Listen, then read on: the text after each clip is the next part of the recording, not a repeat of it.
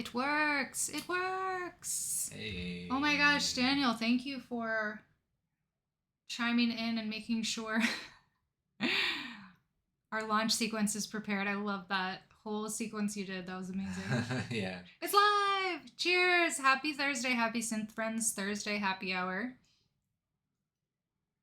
Happy World Surf League Championship Day. Woohoo! Congrats, Felipe Toledo and Stephanie Gilmore. This is for no one. Hey, it's for all the World Surf League fans out there, including myself. So, I think we have successfully successed ourselves. Thank you, Dwoger's back! Thank you for the wine and notes. No, I feel like that screen name makes me want to do like the drop. What's that? It's a sample like Beastie Boys. Oh, okay. Like everybody's used it. Oh my god, look at all the surfing emotes. But I want to go Dwoger. Dwoger gets it. Dwoger gets it. You did used to follow surfing, Daniel? That's cool. We just literally, like, it's kind of why we're a little late today. A little behind the 8 ball, if you will, because the surfing match occurred. The finals occurred today, and they just literally 2 minutes ago just I'm finished. sitting there watching all the greats talk about, who won today. Kelly Slater,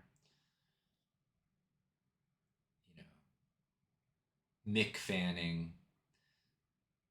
All the greats are sitting there talking about the people that won today, and it was they were all close matches, and it was just really entertaining surfing to watch. Lower Trestles in San Clemente, California, close to where we used to live.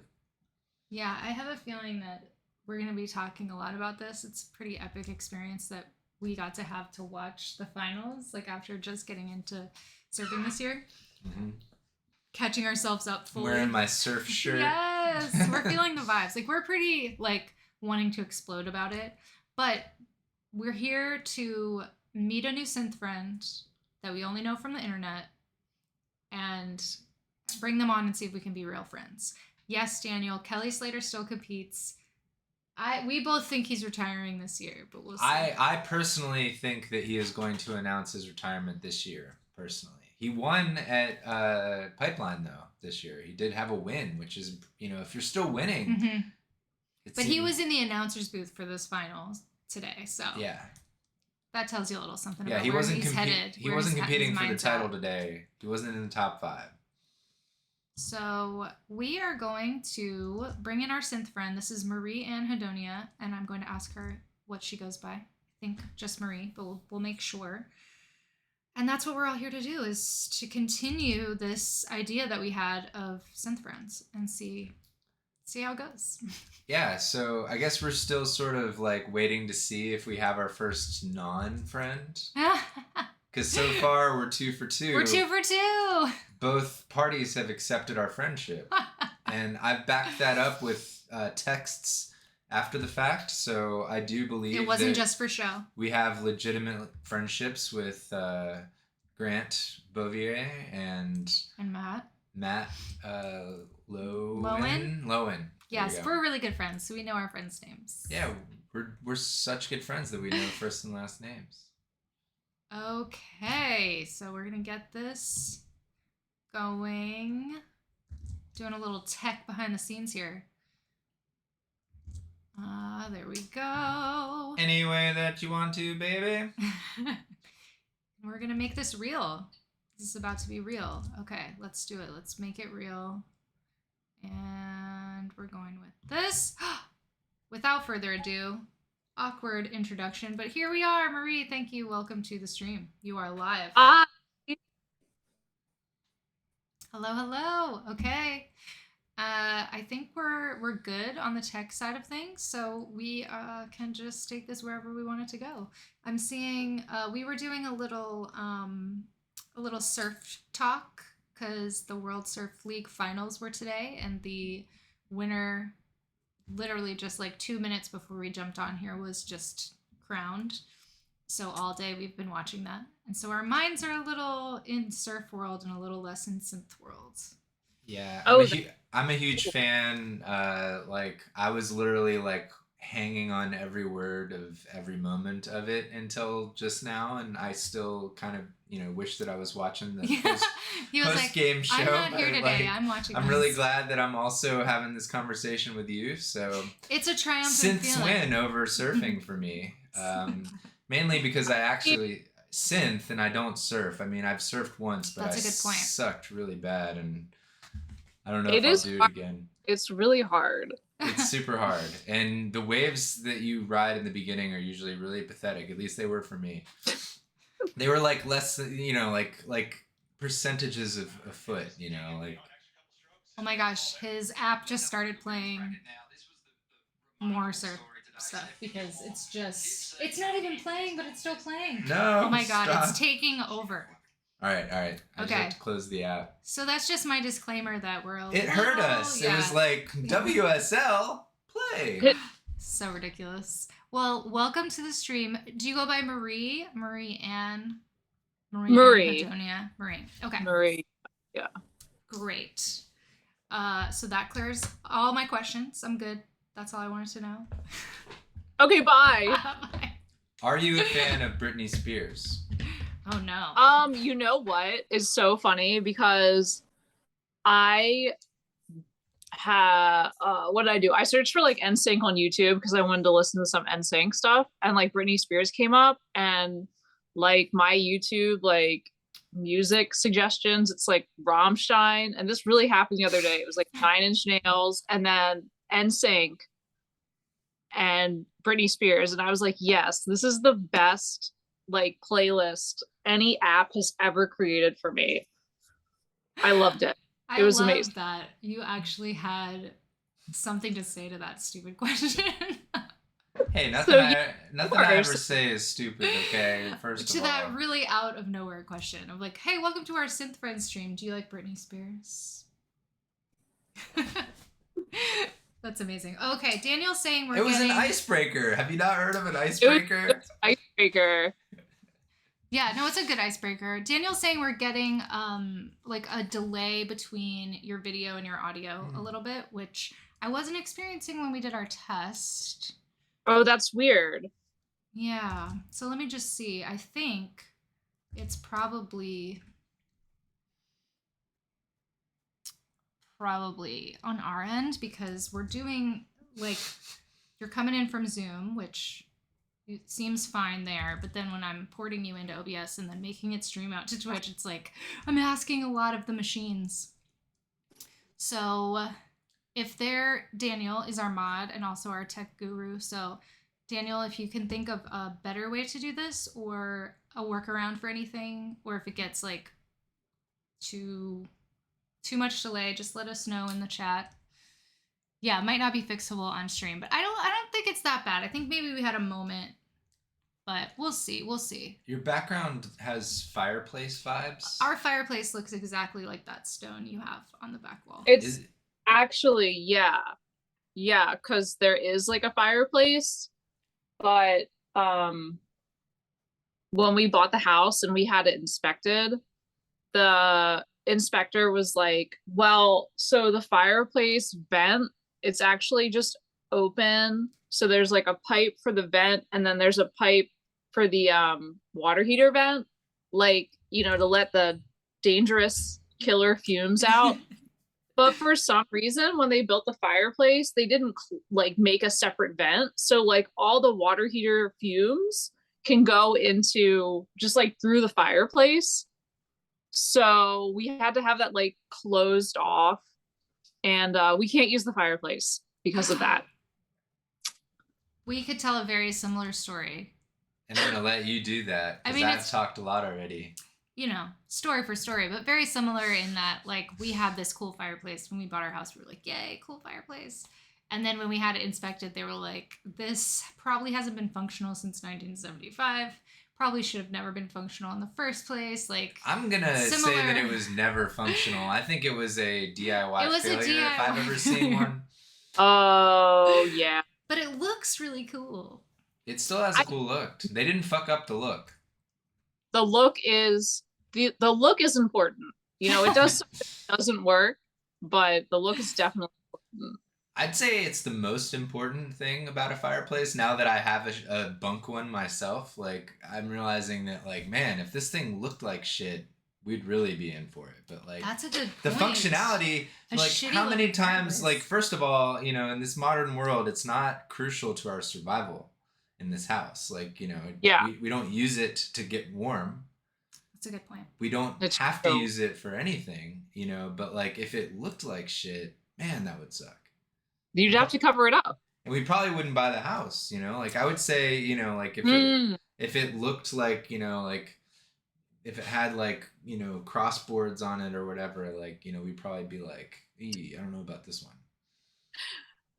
Speaking of which, you are a homeowner, so are we. How long have you been a homeowner? We've owned this since 2017. We used to live in like the tiniest little apartment, and it was one of those that was like underground. Well, it wasn't underground, but it was on the ground floor, so it felt kind of like subterranean. It was very depressing. So having like 3 levels is really, it's amazing. It's a real. Yeah, that's a huge change. And what part of the country do you yield from? I am from the East Coast, so I'm from Maryland. As am I. Really? Where are you from? I grew up in a small town outside of Frederick. Okay. I'm from Baltimore County, so. Be more. Yes. Yeah, Baltimore. Yeah, definitely I have like a Maryland side of the family, and yeah, spent like however 19 years there. Your sister went to college at Towson? Yeah. Yeah, so, I went to college at Towson too. It's like where everybody goes. Yeah, I almost went there. I auditioned to go there, and then I went to American in DC. That's probably more fun. It was more that like I just didn't want to go where my sister went. Oh, that makes sense. When it's like have my own identity. Yeah, yeah. But yeah, it's all kind of a racket. Yeah, I mean, the thing about Towson was that it was the cheapest. So that's why I wanted to go there. Not because, you know, I cared about anything it had to offer. It was just really cheap. So yeah. That's a great reason. That 2 was thumbs up. Huge selling point for why I almost went there. For sure. Okay, Daniel's telling me to switch to OBS if Zoom is the active window. I don't really follow that, Daniel. Oh, are we trying to solve this issue that's not really... So it's not an issue on the Zoom side. No, it's not. Like we could just... If that's distracting you, by the way, we could just do this and know that we're delivering a somewhat lackluster feed to our fans. I'm fine with that personally, because I'm a selfish asshole. Oh, that's so funny. Yeah, I wish I could just like make the Zoom the what people are seeing, but I have to get it to Twitch somehow. Yeah, Georgia's saying it's kind of a bad delay. He's with Gus on this one. Just ignore it. What if I like turn my camera off? That would be very sad, I think, for everyone involved. Is it like the audio that's a delay or just me that's a delay? Yeah, it's the video. So basically what it is when I'm looking in our Zoom call, everything's great. Your audio is matching your video. There's no issues. But the video I'm pulling in to, like, I'm basically pulling the Zoom screen into OBS to be what we see. And when I'm in here, your audio is coming in the same, but your video is a little behind. And that is something I feel like is related to the encoding in OBS that I don't have knowledgeable control over. Wasn't Grant's video like all the same? Yeah, his video was definitely like like his mic was like loose and crackling, and like he didn't have any lighting because they just moved in. So yeah, I mean, we're dealing with real life here. This is real life, people. This is not some, controlled drama, So I just, because like when I look at the Zoom, I'm like, this is so pleasant and wonderful. And then when I come back to OBS, I'm like, why won't it sync up? So, I think that is a fun thing we could talk about this whole stream, is just make it a bit about the Zoom. I think that's always what I love. Come back. So, or we could say, fuck everyone and just watch the Zoom. I know. I think it's not my fave as a perfectionist. It's not my fave, but I'm dealing with it the best I can, and I appreciate everyone's thoughts and prayers. Thoughts and prayers. Give us your positive thoughts, please. Positive vibes only. Yeah. Everyone knows in this space, it's positive vibes only. So you're definitely on the Maryland vibes, still living there in Baltimore. Wait, we didn't know all that, did we? We just found that out, right? She didn't say anything about where her current residence is. Maybe I just started to know that. I said, where did you yield from? She took that as, where are you from? Which I vibed with. Oh, no. But she definitely didn't. I didn't ask the question, where are you living currently? I mean, I kind of did, but like you didn't take it that way, so it's like it didn't happen. I currently live in Baltimore. I've never moved from this godforsaken place. Amazing. Still here. We, spent, like, obviously we met in DC, but then traveled around and came back and lived in DC for a while, and we're touring, around DC and Baltimore a good bit. And isn't that where Kayat Labarde is based out of, the synth company? Baltimore? I think so. No. If it is, then I'm gonna be mad. I thought that guy was like in Europe for sure. Yeah. Maybe it's Baltimore, Ireland. Baltimore, Ireland. Well, Jax, are you looking it up all of a sudden? I'm looking it up because I like to fact check in real time. Yes, originally. Dwoger, are you saying that originally they were from Baltimore? Yeah, Peter Blasser. I read an article. He's in Berlin now. Okay. Oh, he's in Berlin now. See, I wasn't keeping up with... I don't even have to fact check because the chat is on it. I love it. Thank you. Obviously, I have dated knowledge, and I do not remember where I saw this in the first place. I think it was in the first issue of Waveform magazine, actually, is where I read that they were based in Baltimore. So they've moved to Berlin post 2019. The company itself. I guess. I guess, or as a person. Sorry. I don't own any of their stuff personally, so it's not like close to my situation necessarily, but... I had no idea that we had that man lived in Baltimore. Wow, we lost a gem. Do you have any other stuff? No. Yeah, it's expensive and definitely an acquired taste, I would say, from those who I've heard review it and talk about using it. Because it's like, isn't it Buchla format? No, I mean, I think they use the bananas, but I don't think it is. I don't think it adheres to the Buchla like 1.2 volt per octave standard. Oh, see, I don't know anything about it. It's like dangerous. I know very little. It's dangerous for me to like dip my toes into something else because that just means that it's going to be like more money spent that I don't need to spend. Just keep it where it's at. Yeah. What I guess little bio questions, right? When was your time at Towson music related or synthesizer related, or what's your journey to get where you are now with the system that you have? So no, Towson had nothing to do with music. I'll tell you though, I did play the piano when I was a little lady. But so I know where all the notes are on the keyboard, but I think the big thing was my husband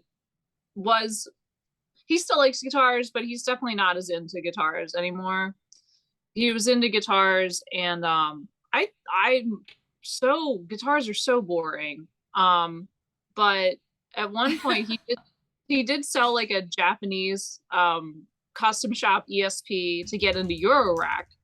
And at the time I had like a micro Korg, and we had like a few synths that we were starting to get into, and I was like really down with it. I was like making music on the computer, and but I, we were watching some like YouTube videos about Eurorack, and I thought it was like the most convoluted, expensive waste of money that you could possibly just like delve into. But he was like, no, it's really cool, it's different. And this was like after, like, right after we moved into the house in like 2017. So he sold the guitar and got some Eurorack modules, and it just turned out that I kind of really like vibed with it. So now I have a bunch of Eurorack stuff and everything. So yeah, I felt like it started off with a micro Korg, and then me not wanting to have anything to do with Eurorack, but then reluctantly trying it and really liking it. That's a great arc. I love that. I also started with Eurorack back in like 2010, but I ended up buying such a. I feel like I ended up building like an MS-10 with a bit crusher, like as my synth, like a Korg MS-10, like was, because I had like the MS-20 style filter, and I forget which model because it was a long time ago, and like a triple oscillator and like just a really basic synth. And then I like looked at it one day and I was like, why did I buy this? Like I have an MS-10, like, like I could easily just jam on this synth right now, like next to this thing. Like, why do I care about like where do I put the signal, and why did I just make this really complicated for myself? But you had a taste of it. This synthesizer thing. Yeah. You knew there was something to it. So I sold that system back then, and probably half the modules are worth like ridiculous amounts of money now, because anything from that era seems to be now for the chip shortage. Like make noise stuff. Yeah, like the quad like, multi-mode gate, shit like that. I didn't have that, but yeah. It's like the Beanie Babies, when Beanie Babies were big. Right. Amazing. Yeah, there is a little bit of a Beanie Baby mystique about like that older Eurorack stuff. So yeah, I sold that stuff and actually ended up buying a music easel instead, and from there I've kind of gone the Buchla route. So here's a question from me to you as somebody with Eurorack is, and Grant and I have played shows together, and he has his music easel, and it sounds so good, and I feel like it sounds different than the Eurorack. And but like, what, I guess you like the Buchla stuff better. Like, what do you like more about the Buchla stuff than you did about Eurorack?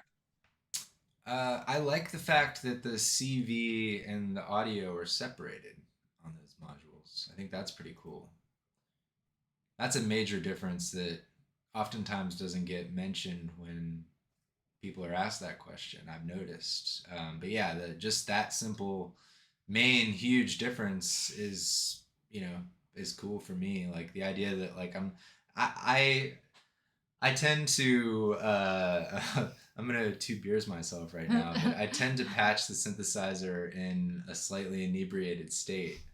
And, okay. And so when I do that, I actually really like the fact that I can't plug the wrong thing. You know what I mean? Like I literally have like a mechanism that's built into the system to prevent that idiotic move from happening. So I would say I really like that about it. And I just like obviously the West Coast elements, that kind of make it up sound wise, like the low pass gates, the complex oscillators, the function generators that aren't just static envelopes that you can actually like, control the Attack and Decay and stuff like that. Like I don't know. I like that it's kind of geared toward making bleeps and bloops. I guess it's kind of my sound is more of this like vintage sci-fi computery bleep bleep bleep bleep bleep. And Yeah. I felt like when I've tried a lot of synths. I've owned a good amount of vintage synths before I got into Eurorack, and out of everything that I've tried, when I got a music easel, I was actually able to like dial in these certain types of sounds that I felt like I was unable to get. And you wouldn't you say that you noticed as well, like like the moment Yeah, I I was started gonna patching say that thing. we can't diminish the power of the easel and its sort of like gateway drugness. There's something, one could say magical built in to the design, the layout, the feel. There's something like other about the easel that I don't think you can, like, that's no small thing. Built-in spring reverb We is can really talk cool about all of on these that one. elements, but I think, yeah, the built-in spring reverb, absolutely. Which is the one element I would say right now that's missing from my system. Yeah, I was gonna say it's the one thing we always talk about. That Like we I don't have a standalone spring reverb, but I don't always patch it in, and like I kind of miss the fact that the spring reverb was just sort of always there for the taking. Yeah, on the easel. having that built-in spring reverb is really cool. It definitely feels like when I was in elementary school, we still sort of had a music program. And we had to learn the auto harp. That's really cool. They must have gotten a donation of auto harps. I don't know why this was the curriculum, but we had to learn auto harp. We had to have multiple lessons learning it and playing it. I never knew this, by the way. We're just throwing these. Yeah, dude, this is coming from somewhere deep. I don't know what this is. This is for like the deep marital trivia that like only takes place on like an advanced dating show. Oh my God. This is like we're digging deep. This is deep for me. Like you got some new facts on me. I got some new facts on you. This is worth I'm drawing the them price out. of admission as is. Like drawing it out. Yes, she has a power. Hey, in 45 minutes when you decide to jump off the call. We're still like having a moment here, so it's all good. Oh my God. So the point I was trying to make is that there's something about the easel that reminds me of childhood and like the free play, obviously like the aesthetic of it, it's in a little case. And I just for some reason was like, I wish we had all gotten an easel in elementary school instead of the auto harp. Oh, that would have been amazing. That's where I was going with that, I think. That would have been like... Would have been pretty sick. Yeah. I mean, imagine being a teacher at that school. Like, you all got easels, right? And they go through the storage closet in the beginning of one year, and they're like, what? Why do we have 30 Buchla vintage music easels in here? What am I going to do with all these things? Like a new teacher who doesn't know anything about synthesis. It's just like... Wow. Or imagine if it was somebody that did and they were like, oh my God. Like, well, I think there were children should not be having these. I heard something like only 27 were made total. All right, that would already be more than were ever even made in one classroom. Maybe so that did not happen. That's what they needed, was that school program, that school music program. That would have kept them alive. Yeah, absolutely. It probably would have killed Don way earlier than he actually died. Can you imagine the generation of kids though that would come out of that experience? We would have world peace. We would have world peace, exactly. It would. It reminds me. What? Sorry, I think the delay too. I was. You were trying to catch up with it. You talking over you, or are you talking over me? It's an endless loop. Well, it just reminds me of how in the UK in like the 70s and 80s, they had these early electronic music programs in the elementary schools.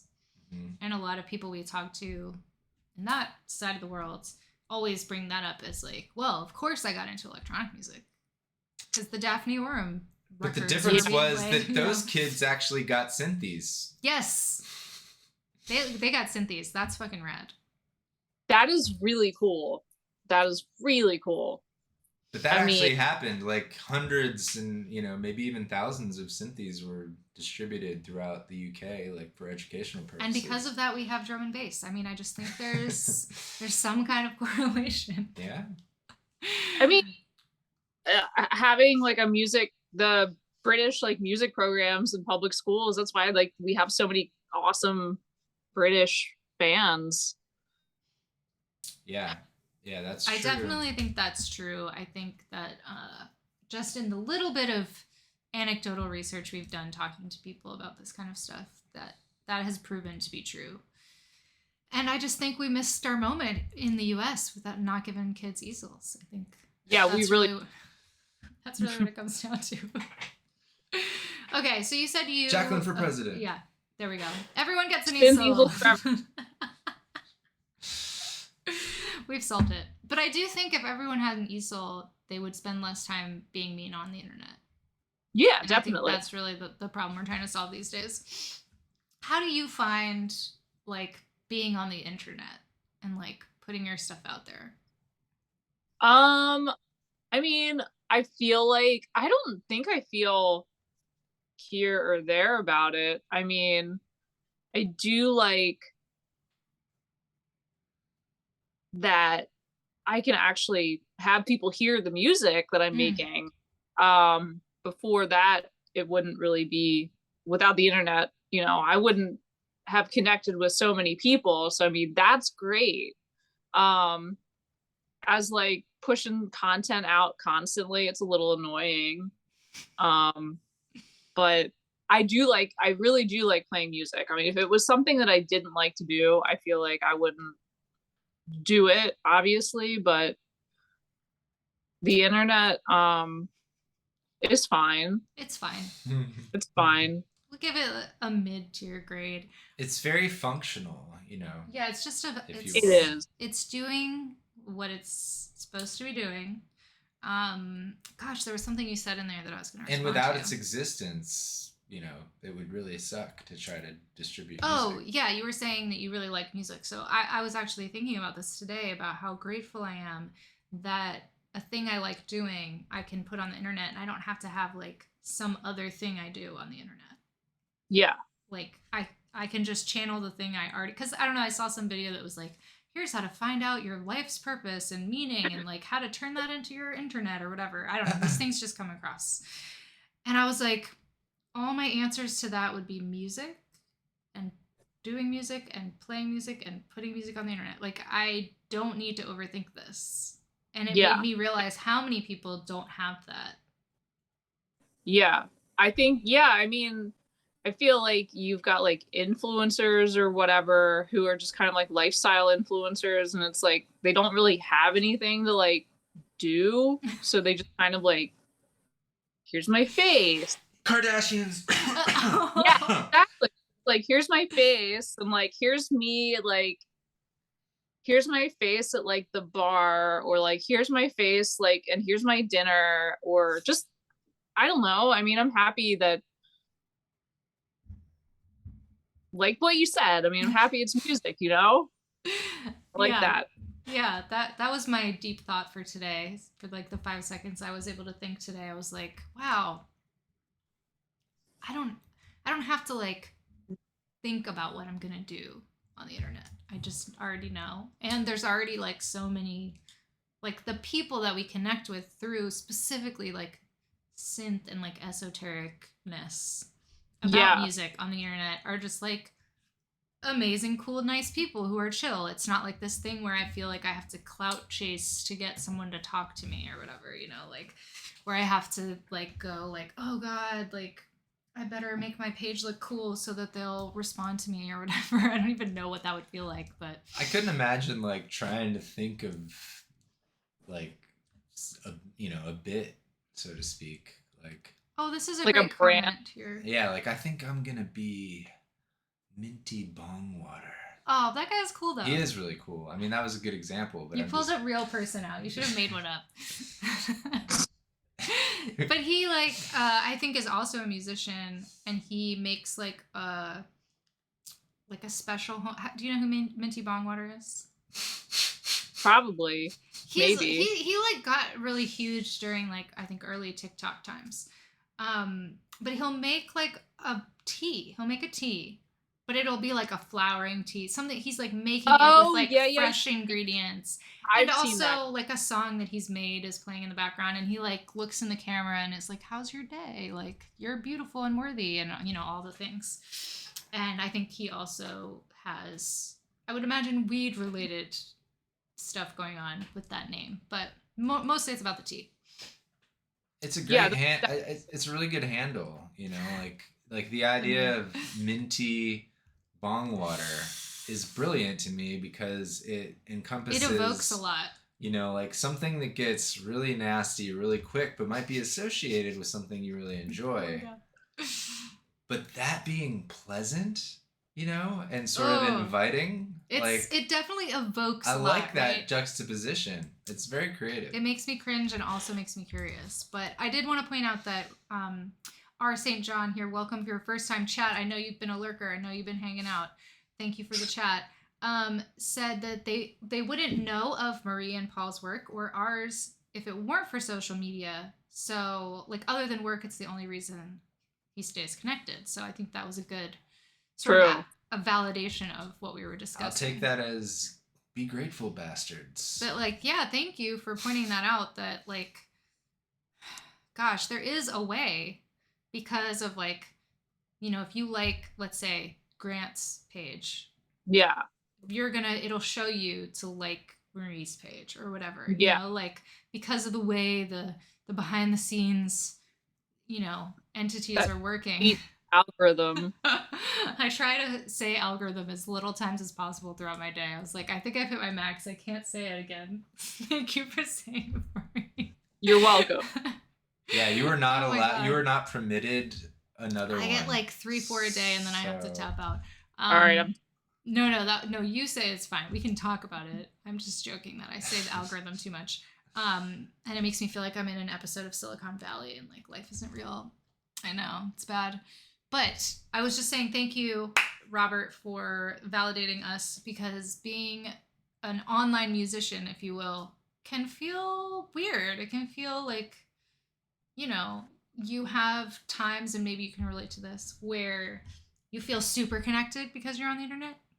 And then other times where you're like, this doesn't feel real or good or like tangible enough, or something doesn't quite go the way you think it's going to, you know, and you have those moments. So getting validated that like regardless of that, people are finding us that way, and we're building, you know, a broader community because of it. It's like I'm trying to find the positive of all of this, because like you said, it's not super fun all the time. You can wake up in the morning, stuff out there all the time, just like the grind or whatever, feeling like, you know, maybe your entire relationship has been virtual reality, right? It's not good. Yeah, and that's not a good feeling. Like, it's really hard to shake that off. So it's like one of the reasons we started wanting to live stream is because we are on the internet so much that I was like, I want it to feel even more real. Yeah. And then we took it up another notch with like, what if people came on and talked to us with us? We had a conversation, like how much more real can we make it? And it's helped a lot.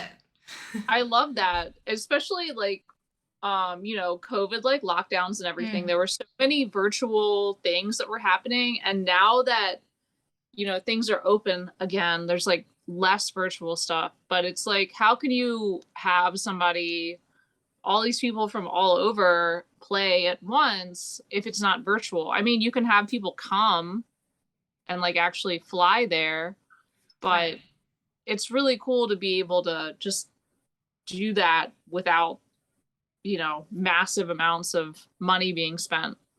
I definitely think it's more like better for the environment, if you will. Yeah. I've always been very pro the idea of like being virtual for that reason as a musician, right? And the idea that like all of a sudden overnight, because of this horrible thing that happened, it's like normalized. Mm-hmm. like all of a sudden it's like, oh, that's easy. Of course we can do that. We can use Zoom. Or, you know, it's just like all of a sudden it was all these things that I had been kind of fighting to make easier. It was like all of a sudden all the resources were there, and it's like societally understood, and like, you know, Joe Schmo down the street knows what a Zoom call is and like doing things virtually. And now that we are going back more to in person, there's still an understanding that you want a virtual element to things. Yeah. Like things will still be streamed, even though like they're almost live. that, like it was left behind as a result of what happened. Which I like. Like I want more and more of it. I want it to be more like normalized, like you said, because we can do stuff across the globe together. Yes. And it doesn't have to be a big, huge, giant plan. You know, it could just be like something spontaneous. Yeah, we've definitely broke the ice on doing this sort of thing, you know, as a society. Yeah. And societally. That feels really good, actually, I think. We're not gonna get it, especially with Twitch and everything. I mean, people stream all the time now. It's just something that people do. It's like a hobby. Do you do much streaming with your music? I haven't really figured out a good way to do live streaming. I mean, I have OBS on my computer. Mm-hmm. It's just, the thing is, like, it's on the computer and not, I just have to figure out, I need like a webcam, and there's so much stuff that I need to figure out that it's just like, that's been like daunting, and I just haven't figured it out. So yes, we can relate to that feeling. I feel like I spent way more time wondering how I was going to make this work versus once I started just saying I'm going to do it. It took like 5 seconds to figure it out. Yeah. But there's that mental hurdle and that gap between like where you're at and where you want to be, and a completely uncharted territory, you know, will make you feel that way. I would definitely encourage you to do it and offer my quick tips for whenever you're ready. Yeah, I would love to know how you guys do it. I mean, I'm sure that like you said, it's probably not as daunting as I'm thinking that it is, but it just feels like. Yeah, when you're like envisioning the final result that you want, but you're like, what are the pieces? Because there is so much information out there about what the best setup should be. And I think what it came down to for us was that we were like, fuck how long it's taking us to figure this out. Let's just get the like, I'm just going to start streaming and we'll work our way up from there. And we just ended up landing on stuff that we're like, I haven't really thought about changing it actually, because it all works just fine. You know? I have a personal mantra that I follow when it comes to circumstances like these, and it's roughing it in there. You know, I find that like if you just rough it in there and get going with something, like it's going to be much easier to do it, period. You know, do it next time, get better at it, you know, like I'm so happy to just flail away and throw myself at something and get it started. I mean, it's just really just like ripping the Band-Aid off and all those other sayings, you know, but yeah, that was kind of how it was. Like when I started putting stuff online, it was like, well, I mean, I'll just do it and then see where it goes, you know, just see what happens. Yeah, let it take you. I'm going to say that we are right at the end, so jumping out and in to Zoom is about to happen. Okay, so we'll do that. We're just having our quick intermission. Thank you, Daniel.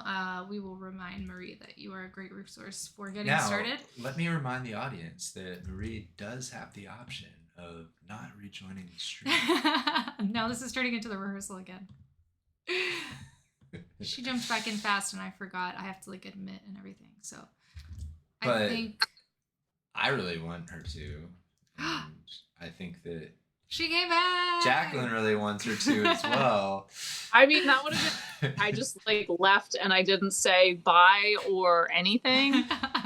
That would have been really rude. Yeah, all the shade would have went to Grant, but you know. Wow. That's hard. Because he referred you, so. Yeah, he was our connector friend. I love he's great. He's great. We've talked about him a little bit on this stream. Yeah. And I think we should do it more. Cause maybe what we should do is we should say, he's a okay, rap guy. if at the end of this we decide we can be friends, because that's the thesis. So yeah, of this whole thing. We should let you know. No pressure. that at the end of this call, we are going to seriously ask you the question: are we synth friends? And you have to seriously answer your actual answer, which will be followed up with action. Oh my gosh. If You'll have to. you are or you aren't. We're gonna have to rock, paper, scissors. So if that goes in the positive direction, I had this thought of like maybe we create this connector chain where then you refer us to someone else. I can and then definitely it just keeps going. I like that too, and then that way. But then wouldn't that make it so that and then we just end up back at Grant every time? Synth Friends game I'll just do Grant. is now Grant is the Kevin Bacon of the Grant modular is the Kevin synth Bacon, yes. industry. I mean, yeah, why not? Like he's a great starting point. I think that's really funny, and I'm making it a bit. It's officially a bit. Grant is MIDI Lizard is Kevin Bacon. I think it's fun to do something like this and talk about other people, obviously positively, but just in general, like talking about them and they're not here. And then they're going to find out about it later. I think that's really fun. Yeah, I do love that. I love that. Especially when people talk about me, you know. I'm here for it. I'm here Exactly. for it. Yeah, it's dope. And expect it next stream if you refer someone who thinks Exactly. It's just going to keep perpetuating. well They of you. don't talk, come off the chat. She's got a rule in her rider for this type of event. Yeah. Talk about her. Oh my gosh. What's fun, I met Grant online. He was one of the people I met online. And I was so excited that he lives in... Can I say where he lives? Yeah, he told us. We've Okay. talked about it. Yeah. He was live on the stream telling us his exact address. No. Oh, awesome. Well, I don't know that. But yeah, I was so excited he lives in Philadelphia. And I'm like, oh my God, that's like really close to where I am. And everybody else is in LA. Super cool that you like live near me, dude. Yeah, we So, were yeah. excited to learn that too, and we're nowhere near there, but it still feels like closer somehow. Well, because we are from that area. Yeah, maybe that's why. 'Cause Or I'm like, you're well, I from have that reason area. to be there. We haven't talked about where I'm from. That's so- true. No one cares, guys. Yeah. And I don't expect anybody to care either. You're not from Maryland. Get out of here. No, I have. I know how you Marylanders are. I have You probably like yeah, he can't handle the crabs situation. Oh, something just crazy happened. Let me see. Our St. John just followed us. We just got a follow, and we appreciate you. Thank you for the follow. Woo! And it just like emoji exploded all over your face. Amazing. Yes. Just Oh, to, wow. I see that. What's going on? It's an exciting moment. We like to celebrate every little thing. I'm like going so slow in the video and odd thing to look at. Yeah, I would recommend not looking at it. I'm Like, gonna- turn it off. Like completely turn it off. I don't really look like that. I feel like maybe that's not the best look. Not the best. And look. I It's totally only fine. laughed because I thought it was funny that you have just now seen this and I've been seeing it the whole time. So Well, I did eventually. I really- just stopped looking at it. I'm looking at the Zoom, and it's making me so much happier. It's all good. This is about the quality of the content, not the quality of the video. Not the stream. video. I mean, it's like I've been doing like video stuff with Instagram. And, you know, I don't have the lights. I don't really have a camera. I Okay. use my phone. It's kind of like I should get with it. You know, at least get a ring light or something. That was my gateway. Was I had to do a bunch of Zoom calls for something, so I got one of those cheap ring lights, and then I was like, oh. And it was like my gateway to finding all these other little cheap lights and then like I watched like 2 videos on YouTube and was like, I know everything about lighting now. I like set everything up, and I've never watched another one but since. honestly, we light our shit like shit. No, it's and- totally terrible, but Yeah, like, we're not like people that take our videoing. We use our phones. Like we don't have a real camera. We don't have. we lights. have this webcam, but we you don't have have a web. You have an O-ring, but we don't. It's not even in this room. No, like we don't have a DSLR. Right. Right. No, same. Yeah. But I not see like people who have videos that they shoot that way. I'm like, it's so beautiful. Yes. And it makes me want it. And then I'm like, I can only want so much gear. Like, right. Yeah. It's gonna But be then- music, it's gonna be video. What, you got to choose one or the other. Well, I'm It's just tricky. betting on the fact that if I keep upgrading my iPhone, eventually the camera is going to be good That's at- you know, and honestly, like I feel like in That was order our to logic. get like as quality of a shot as I can get out of my iPhone, not knowing how to do anything, I feel like you would have to know a lot more. That's what it is. I Yeah. think that we got the new iPhones so that we'd had better cameras. We thought that was the Yeah. answer. But I think you actually have to know what you're doing. At the end of the day, I think You still there's have like to know a little bit. You're there's contradicting me a settings bit, and right? there's apps and there's extra lenses people use with their iPhone cameras. So it's like, so are those videos in the iPhone ads just raw iPhone, you know? I It think Not big. from the one time I watched an Apple event a couple years ago, I do think that they are playing with other apps and lenses as well. From what I remember, they had to like credit those specific aspects. Mm-hmm. That is good to know. It's good to know. I mean, What are you filming on but right now, by the way? It looks I'm pretty just good. on my iPad. Oh, okay. It looks very good. Yeah, that looks great. Yeah, and the Oh, lighting yeah. too. Like whatever's going on in that room is working. It's just the Steady Lights. rigs. Okay, sorry. Someone was confirming that they do just use the raw iPhone, but sometimes they have steady rigs, which Oh, still, okay. yeah. That does help a lot. That does help a lot. My Is it sister that has, movie magic. She has one. yeah, she, A well, gimbal? not, but she's got one for like the DSLR, and Mhm. it's like, it moves when it's like, and then she can, it's great. It's So those cool. gimbals that automatically, they're like robots.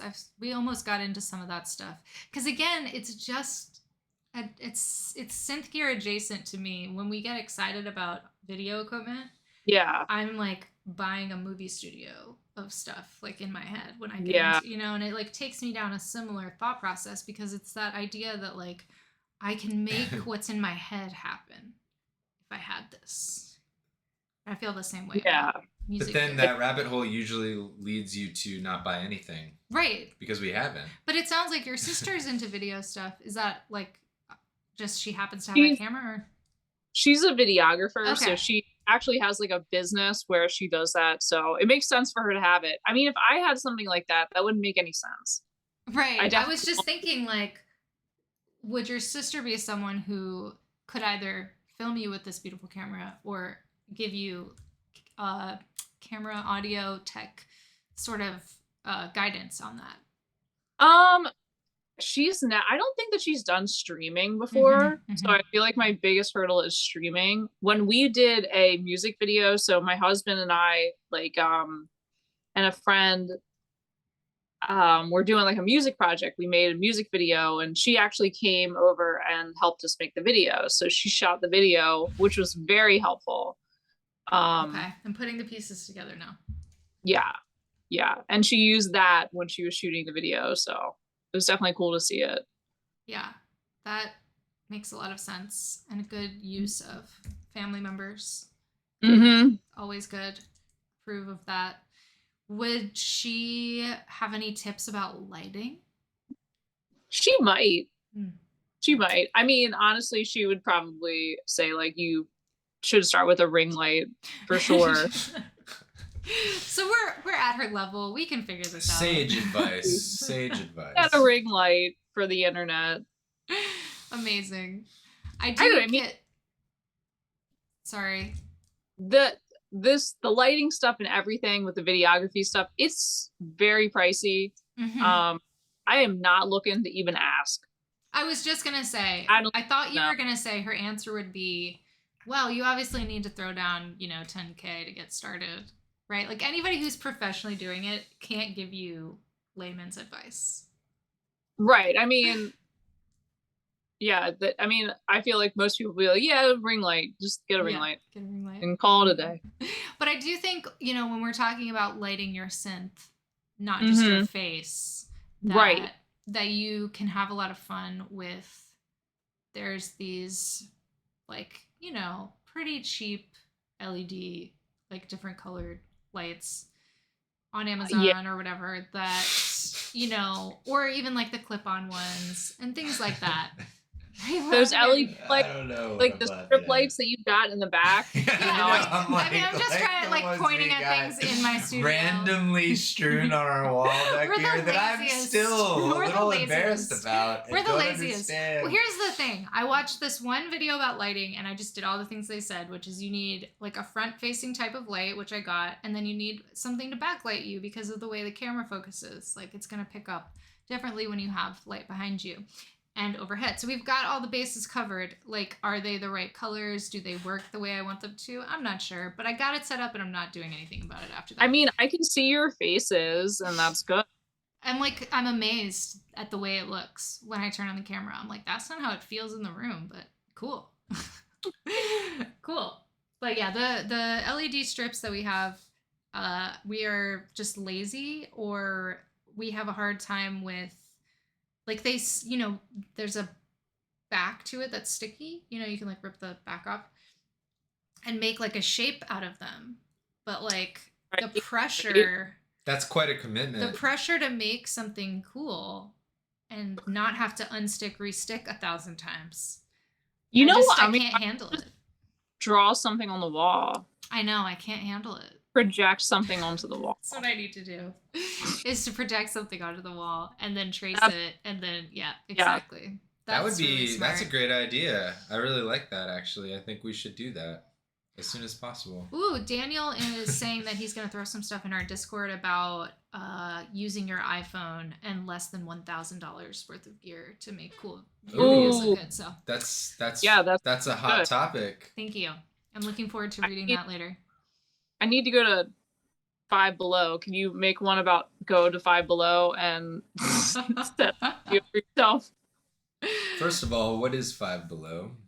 Oh, so Five Below is like a store where nothing is above $5, and I haven't been there since I was like 18 years old, but you know, they have like really cheap things, but it's a variety of things for like the young consumer. I was gonna say it's very young leaning. So it's kind of like the Dollar Tree, but on $5 under. But $5 instead of $1. Yeah. Yes, that makes sense. But it's actually like things that you might want, whereas the Dollar Tree is just crap. Yeah. With that name, I thought maybe it was like a discount morgue. I wish. That would be cool. That what like would you like? What's a morgue where you're buying things? Like, what does that mean to you? Or that a store is a morgue? Like a funeral home, yeah, discount funeral home. I think is what I meant to say. Actually, thanks for calling me out. No, I was really curious. Like that sounded really creepy and maybe interesting. But I was like, are we buying dead bodies? I totally meant.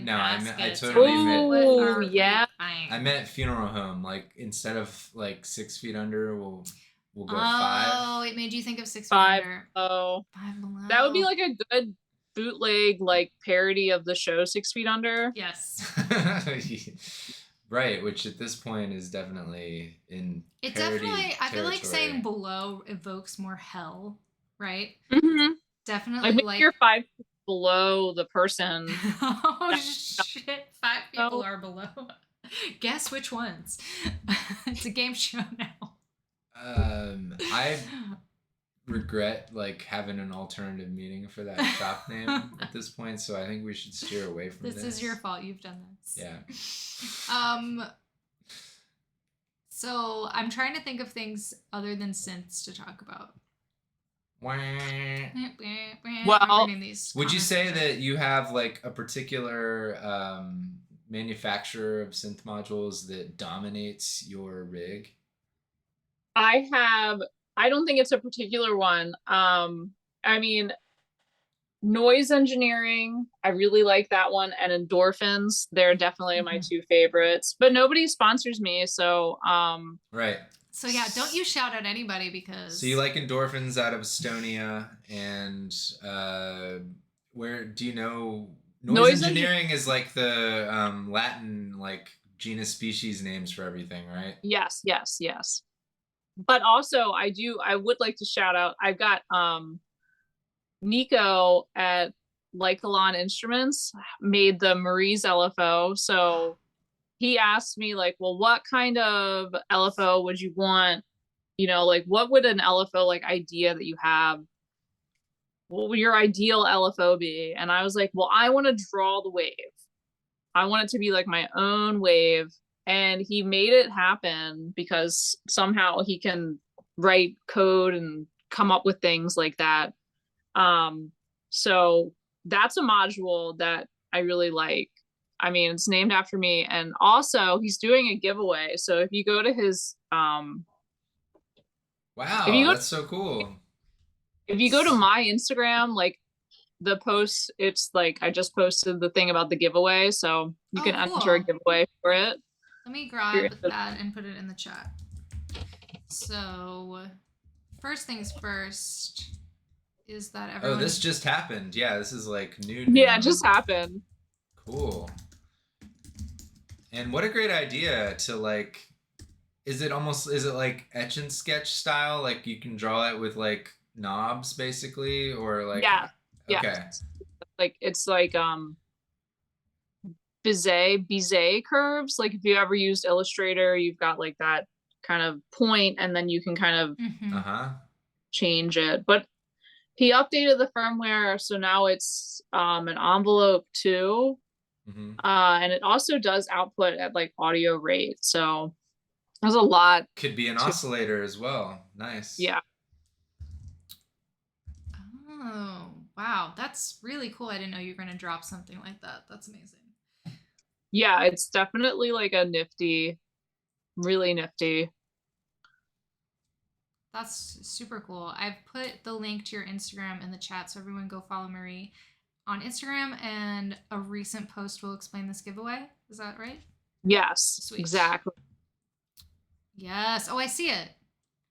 Oh, yes. And it does have a display. That was going to be my other question, is like, how are you seeing the result of... Yes, display. So it has a display that you can see you drawing on. Oh, that's so cool. I was also going to just say that, like, I think your videos and your lighting and your quality and everything are just fine. Yeah. Like, pretty great. I mean, yeah. Like, I get that, like, impulse that when we're seeing so much stuff all the time, you're always like, I could be doing we're this, just I could be doing real that. time like, reviewing your Instagram page. Like, right not now. like I haven't seen it before, but just looking at it with that intent is like, no, I think you're fine. I think you're doing it. I think that if I was gonna do YouTube stuff, that's when I would like invest in some lighting, mics. That's why I posted on YouTube a few times, but not like, I just can't really get into it all that much. Yeah, what's your content on YouTube and how does that differ from, is it still a performance of something or are you explaining things? I was doing patch breakdowns, which is fun. And then some of them are just like performance videos. So it's patch breakdown or like just performance. And the performance is easy, but like the patch breakdown, when I do that, I got to like sync up the music and the voice and all that stuff. It's just a lot. It's a lot.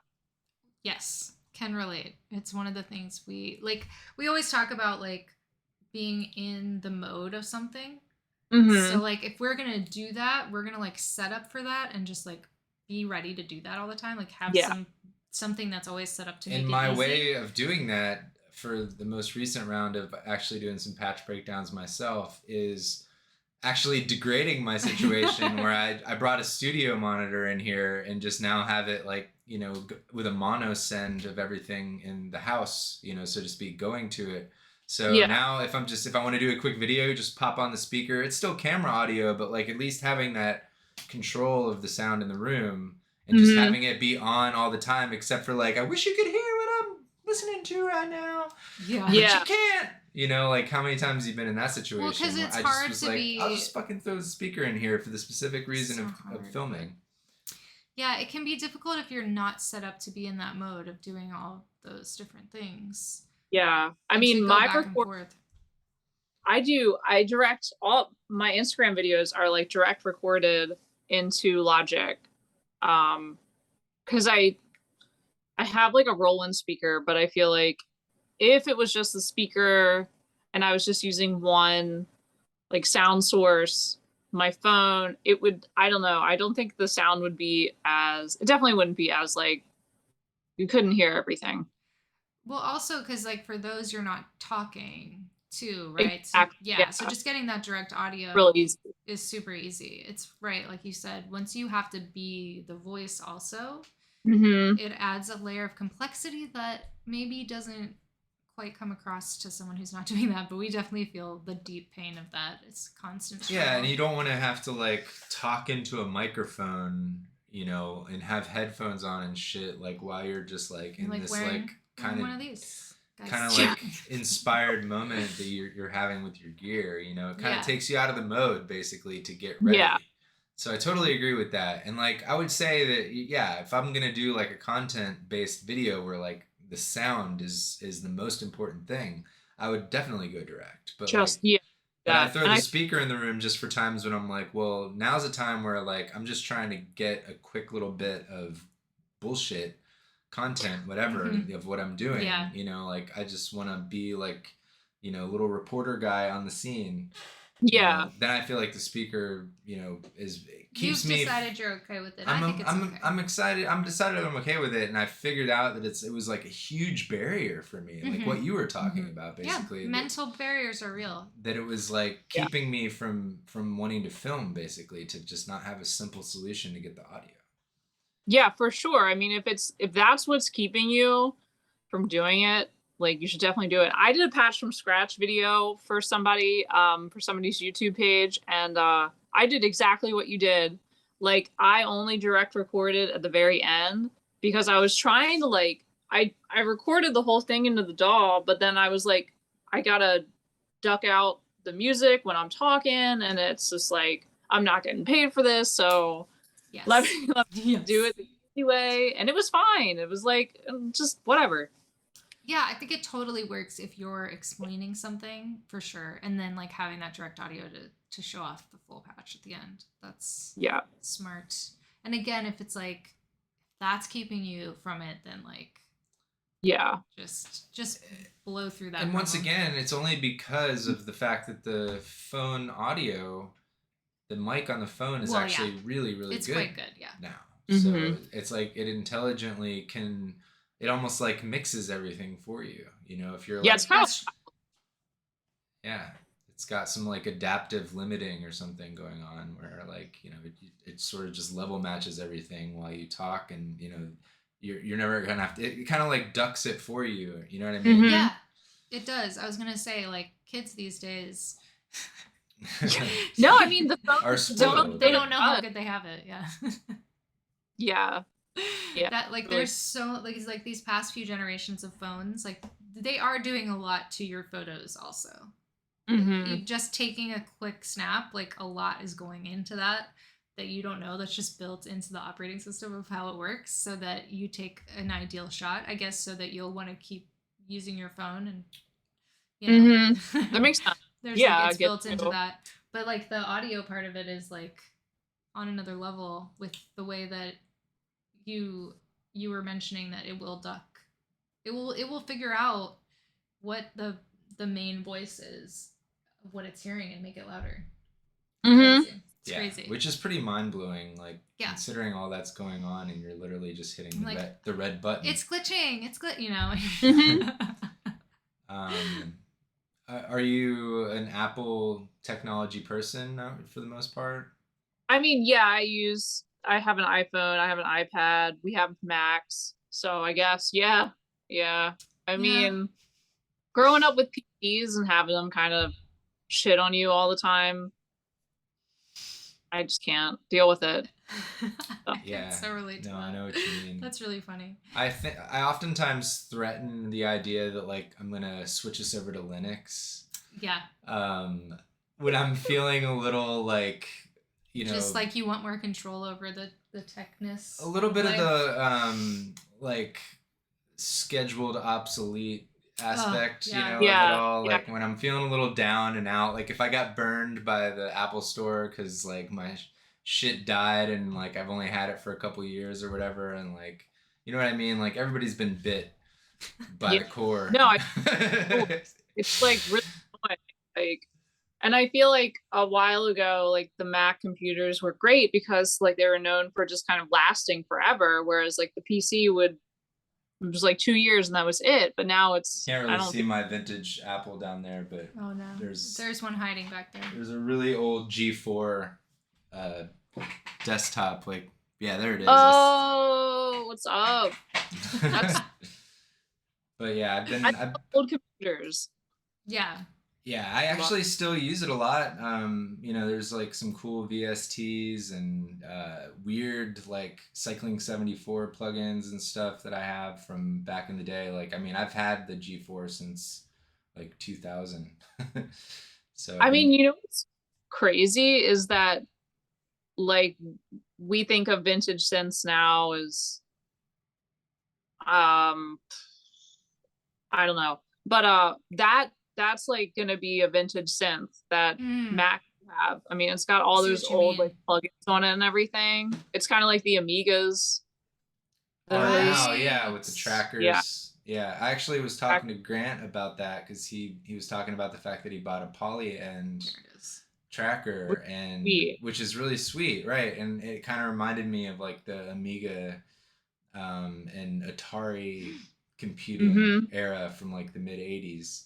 And mine was definitely like, you know, early 2000s. Like that's when I got into using computers for music myself. And so, you know, it interfaces really well with the old samplers, which is a lot of what I use it for. Like I can process samples and send them to these old samplers over SCSI. Ooh, that's cool. Yeah, and it's really fast actually to like process samples and stuff with it. So, you know, I mean, and I have an old Pro Tools rig also where like the audio interfaces, because they're PCI cards, have like zero latency. So like Wow. some of the stuff about it hasn't even been outstaged, you know, by modern computers, you know. It's like gone down. I mean, In some ways they have. Yeah. Yeah, I mean, for other things wanting to be better or faster. It's just been about priorities. You know, if the majority of people don't need the computer for a certain purpose, then the support isn't there in terms of the development, and you know, money is not fed into that aspect of it, and you know. But it does seem weird if they could do it then. It's the constant like growth, you know, like you have to constantly be like doing something new and like making more money and just like justifying your existence. It kind of sucks. Embracing the newest like port, like USB-C or Thunderbolt or Firewire. Apple's really big on that. Like they're always embracing the new port. You know, and it's like ports. And the PCs won't get it for like another 5 years, you know, like but then all of a sudden it'll be the standard, you know, and you're like, well, I guess I'm kind of glad I've had this for a while. I do wonder what like a post Apple domination worlds will be like, because I know what life was like before Apple was a thing almost, and I'm living in it now, but I'm wondering, like, all empires must fall. What will the world be like without them, or without them decide, like you were saying, like they're the leader right now and everybody else has to follow. That's what Danielle's saying in the chat too. And I'm just curious what a post Apple being the best, toppest, most richest, most culturally significant thing would be. Probably just collapse of everything. Yeah. if Apple's not here, there's no civilization. Yeah. How many more chips can we get out of the ground? Yeah, there is an end to the digging into the ground, and then at that point, not to get too sci-fi, which is like where we usually end up, we will be digging the chips out of other planets. Yeah, I mean, yeah, if we can get there. It seems like we should be able to. Are you a big sci-fi movie fan? I do like sci-fi movies. I'm not, you know what though? I think that I had this phase where I was really into space and time travel and everything when I was like in middle school. And I think I watched that movie Contact in one of my science classes, and I was like, oh my God, this is so cool. And I think for a while I wanted to be like, what is it, an astronomer? Yeah, an astronomer. Yeah. Yeah. I was like, oh my God, this is so cool. This is so cool. I want to do this. I want to do this. And then I found out that you had to like do math and you had to be good at math. And it was, so yeah, sci-fi movies like Contact are like my favorite. I just love hearing that you also got indoctrinated into sci-fi through a science class where you were supposed to be learning actual science. I too also was shown sci-fi movies in my science classes. I mean, show the kids things that are kind of are really out there, but like really cool and like really exciting, and then like bring them back a little bit, and they'll be excited. But you know, my teacher would use it as a time to take naps, so it was a win-win, but not a lot of learning, not a lot of bringing it back to anything. But just the fact that you said that just made my day. Like, I'm not the only one. And you also simultaneously made my day when you said that that a class made you what was I gonna say? Think about, kind of lost what I was gonna say. Well, she was talking about wanting to be an astronomer. Is it about that? Oh yeah, actually, thank you for saying that, because I totally lost it for some reason. No, but I was thinking I had the same experience that you had about being an astronomer, but mine was about being a nutritionist. So I was like, when I found out that you had to know like science and math to be a nutritionist, I was bummed. It wasn't just eating all the foods and then being like, that's the good one. Eat that. That's where, I'm a pretty healthy person, you know, like that was. That's not the extent of it? Are you serious? Yeah, I feel that. It's like, oh, I mean, I would have totally done science if it wasn't for math. Totally. I think that's exactly what I was getting at too, is that like I'm like an armchair scientist in the sense that like I've taken, you know, basic college level science stuff, and like it always is so interesting to me, like especially when it's like I'm obsessed with it when I'm in the class or whatever. But then realizing that I have to get to a level that would involve way more math, you know, to really do something with it, always was just like a deal breaker for me. You know, I just want somebody to tell me the cool stuff. Right. Yeah, just give me a bunch of like, oh my God, just story tell me like all storytelling. Yes. Yeah, I do like that. I feel that way when I'm like checking the NASA updates lately. I'm like, can you just tell me what that means? Like, I see the chart, I see that you're all excited, you saw something you've never seen and it means something. Can you just tell me? Lead with that. What that means. Lead with that. Yeah, exactly. There was like something that came out that like apparently the James Webb telescope was like, oh well, the Big Bang didn't like really happen as like we think it happened. Like you should read more about that, because that's all I know. So okay, just throw it out there. I'll pick it up. Read more. So I got you interested. So now I'm gonna take you back. No, that's so cool, because that's mainly is like the idea of we're going to be able to see the Big Bang. Or, well, I mean, I think the thing that like blows my mind is that like, from what I understood was that like there wasn't nothing and then something, but that there was this space and then it happened. So like it happened in a space and not in no space, which isn't a thing itself, right? I don't understand. Like there's space, but there's nothing, but then there was nothing, but then there was space. Okay, I had never thought about that before. Be very like Italian. This means yes. I picked up on it. I'm Italian. I got it right away. I've read articles on the topic because it's very interesering to me. This is as well. Well, the idea of like something like that had to be created too. And the first like paragraph always intrigues me the most, because I'm like, I just want to know what you open with here, because you know, like you got a condensed energy at a point. Like this is usually the language that they use, like when they start describing the early stages of it. You've got energy at a point. At a point? What's a Yeah. point? What's a What point? What the fuck How is a big- point? I don't get. Like encyclopedia me a point. Like what is the point that we are talking about right here? And I think that's fun.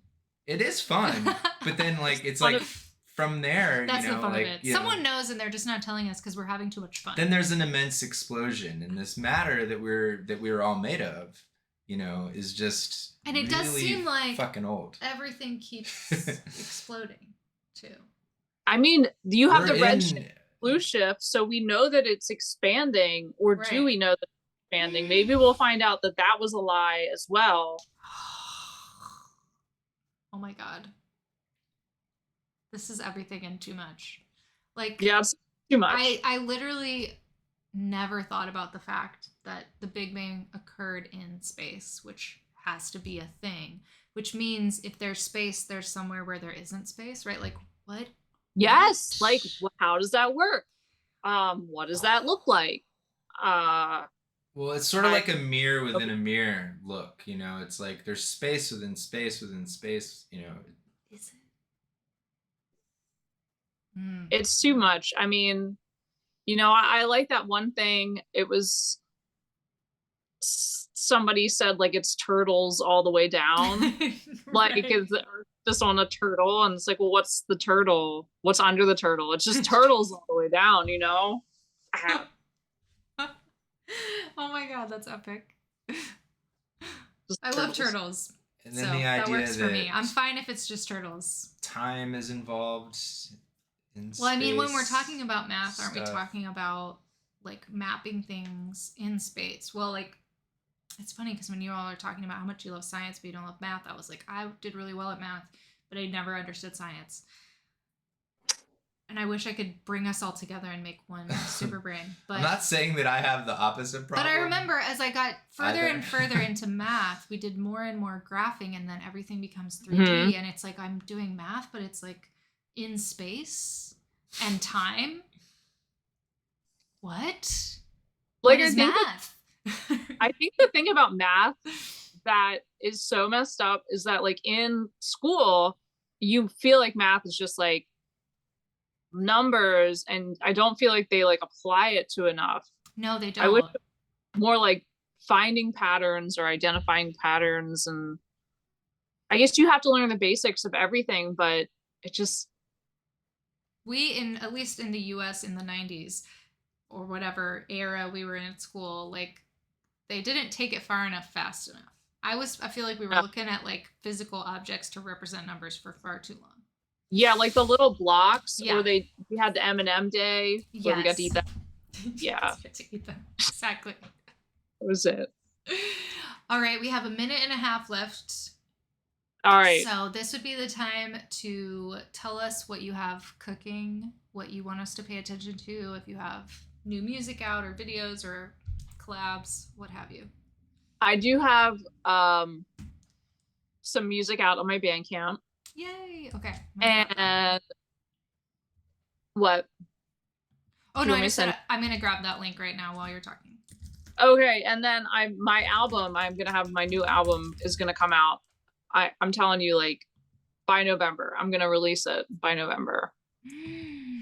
Don't have a date. You heard it here. You heard it Yeah, here, folks. yeah.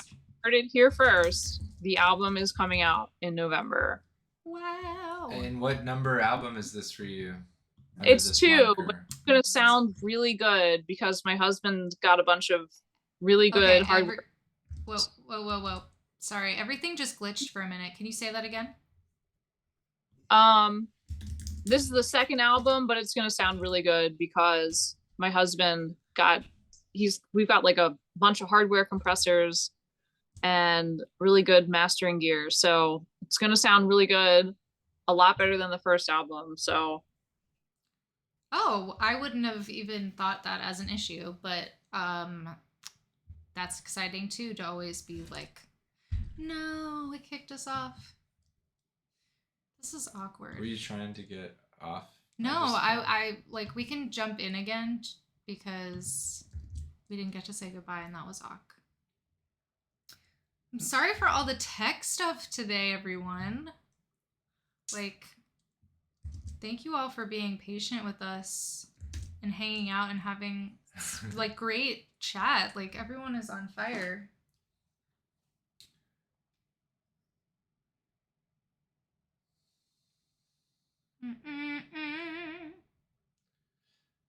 Ba ba ba.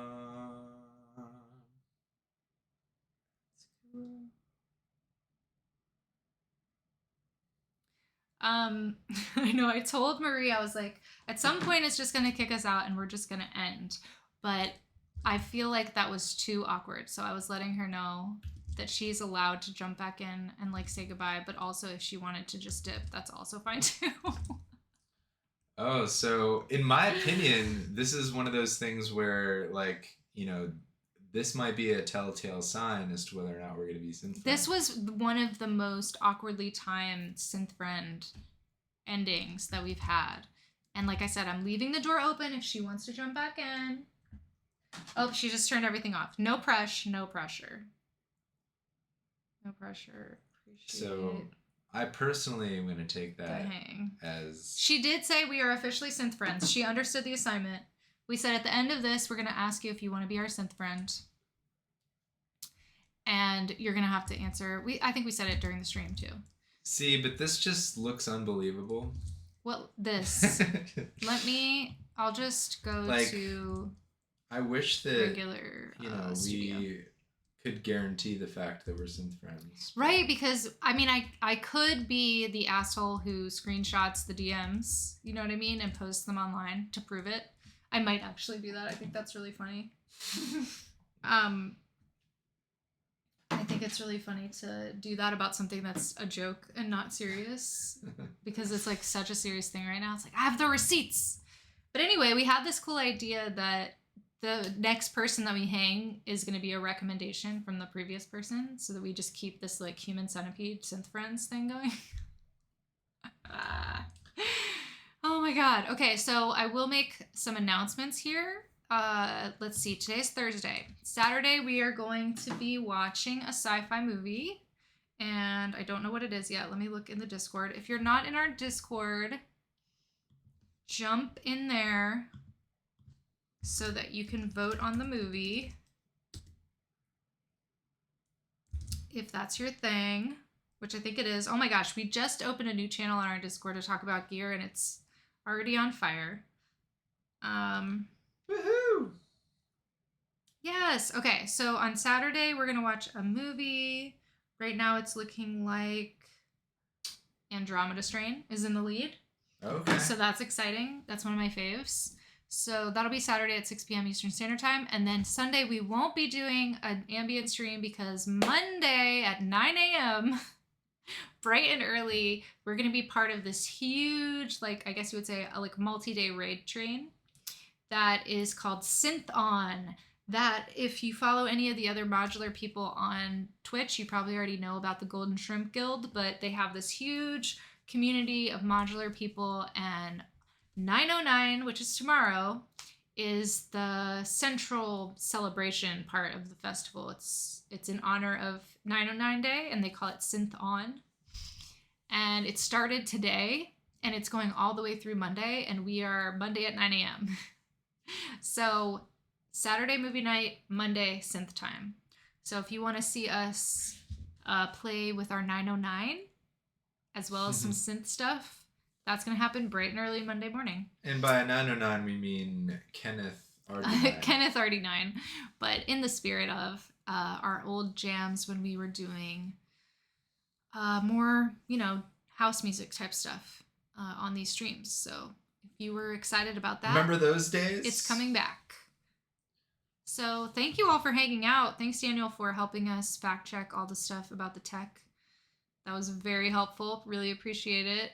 Thanks to our new follower, R. St. John. If you are just hanging out and you don't follow us yet on this channel, hit the purple heart and we will be connected. So whenever we go live, you can turn on your notifications to just get a little ping that says, hey, we're live. So you can join us again. We're live. And yeah, if you're following us and you want to give us a sub, it is September. So you're going to get a discount on your subscriptions. The more you buy, the more, I think, discount you get. And we always appreciate that. It gives you an ad-free viewing experience. And we have a private VIP channel in Discord that we're working on too. So thanks for hanging, everyone. Thanks for hanging out with us in our new synth friend, Marie, who I promise confirmed that we are friends. we have to prove it, though. I love it. Because we didn't get to have that moment on camera. So that is real. Another successful synth friend hang. So tune in for all of the hangs. Let us know if there's someone you want us to bring on. I think that's a cool idea. If you guys want to throw some suggestions our way of people to connect with, that would be pretty fun. And otherwise, we'll see you on Saturday for a sci-fi movie. And thank you all again so much for making this space so positive and fun and not very serious, but also very kind. I think that's really important. It means a lot to me, so thank you very much. I think our good friend Sid is on right now. Woohoo, Sid. I don't know, I just keep rating him, and one of these days we'll have him on as a synth friend. How about that? Wouldn't that be funny? I think that would be really funny. It would be, actually. I'm going I think we should do that. Streams on streams! You know what I think is going on? I think we are on Wi-Fi right now instead of hardwired because somehow the Wi-Fi got turned on, and I think that's why our stream today was the way it was. I just noticed that. It's gonna default to the faster, more direct method. Really? I think it just needs to be turned off. Usually it's off completely. Yeah, so that's my theory, is that in the past we've had that turned off. And there has always been a little bit of a lag between the Zoom that we're watching and what you guys are getting, but it's never to the point of like what it was tonight. So I think that's what it was, the connection, or we just needed to like restart the computer more often, that sort of thing. So that's sort of what we're looking at, and we'll work on that improvement. But thank you all again, and hope you have a good night. We're going to raid Sid now, and we'll see you on Saturday. Bye. Let's see. Ooh, ooh, ooh.